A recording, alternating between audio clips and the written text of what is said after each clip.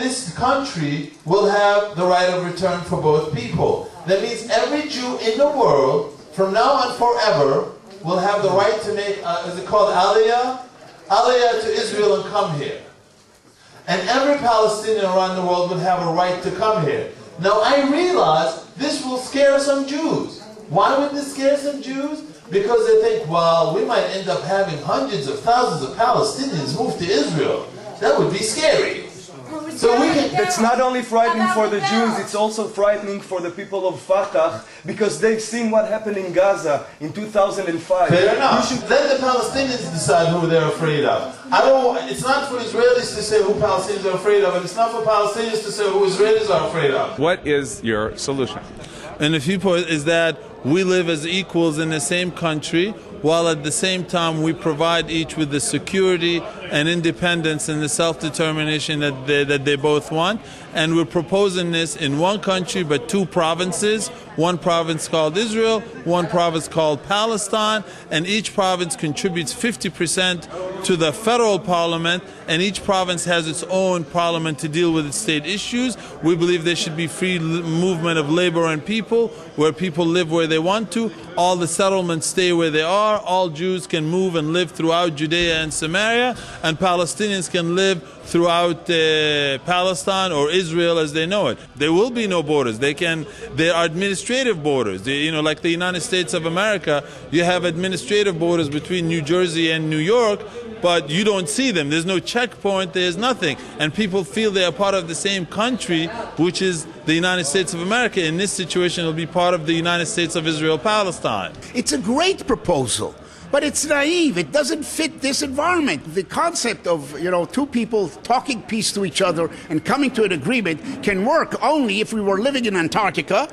or in the middle of the sea. We're living in the Middle East, at the heart of the Middle East, in a place that is conflict-ridden. There are 22 Arab countries. There are more than 30 ongoing conflicts now. The whole issue, it's not that I'm afraid from the Palestinian and don't want to live with them. On the contrary, my great-grandfather lived here in this country and had business and partnership with Palestinians before there were external forces that created the conflict. There are radical forces in the Arab world today, in the Muslim world, which impinge on the ability of Israel and the Palestinian to reach that kind of a solution.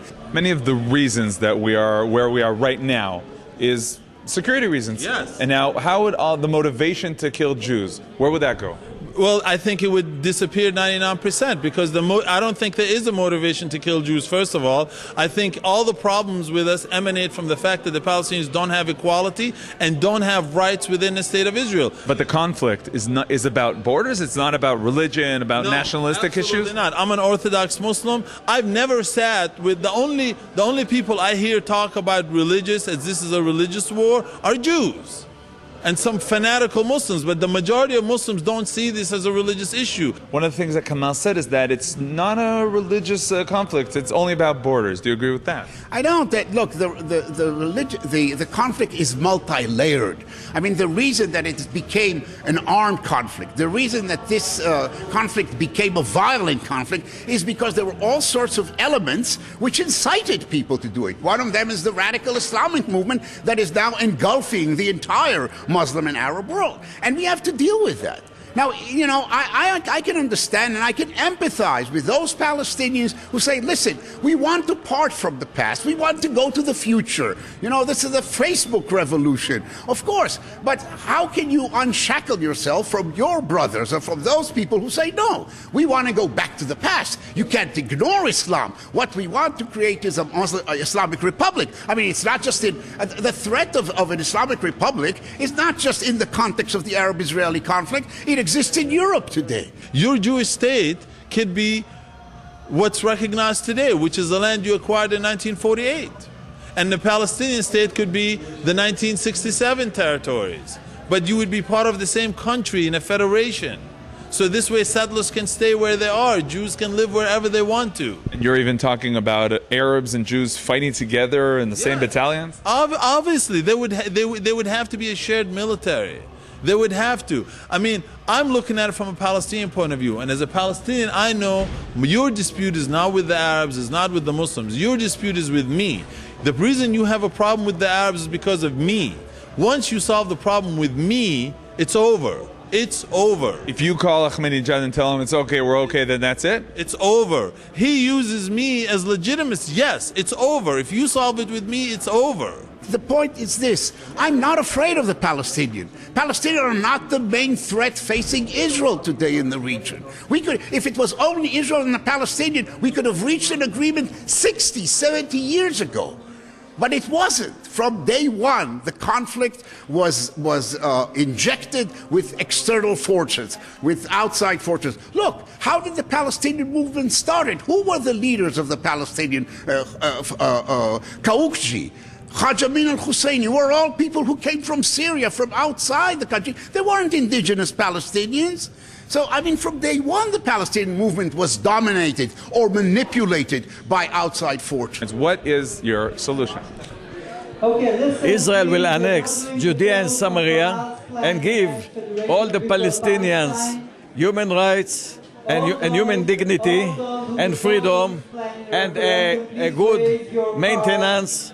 And I believe that those Palestinians who want to wake up in the morning and to have a good living and to have a freedom will prefer this settlement. How do you look at the proposal to annex Judea and Samaria? No, I don't. I think that's a far-fetched. It won't go. It won't work as far as the international community, because here you have to do something that the international community will also accept it. Do you think anyone will agree to your proposal? The Arabs, after 100 years of instigation, I'm not sure that they will accept it, but after they will leave, they will accept it. So when people come and ask you today, what's the solution? Well, the solution is first to start peace, like my great-grandfather had. We're on the ground, peace between people, normalization, normal relations, economic relations. Start from and security arrangements so both people can live with it, and both sides will have something to lose if they change it, if they violate it. That's the best thing, the first thing that should happen. The important thing is to understand you got to build peace from the bottom up. And therefore, for the time being, you can't have a full-fledged peace agreement between the Palestinian and the Israelis, but you can have interim agreements that you build slowly over time and create normalized condition. Normalization is a nice word. It only works when people feel that they live a normal life. And then they'll also be willing to discard incitement, to discard hatred, because the benefit of what they have will far exceed what they are being promised as a dream that cannot be achieved. I understand that the Palestinian Authority isn't really for these kind of events. It's more than that. To the best of my knowledge, the Palestinian Authority is not approving at all the possibility, not only politically but also legally, for Palestinians to get in contact with an institute that is located in quote-unquote in a settlement. So you see this as one of the achievements of the event? The achievement is the ability to discuss together in peaceful terms, to negotiate, to dispute, and hopefully in the long run to come to terms.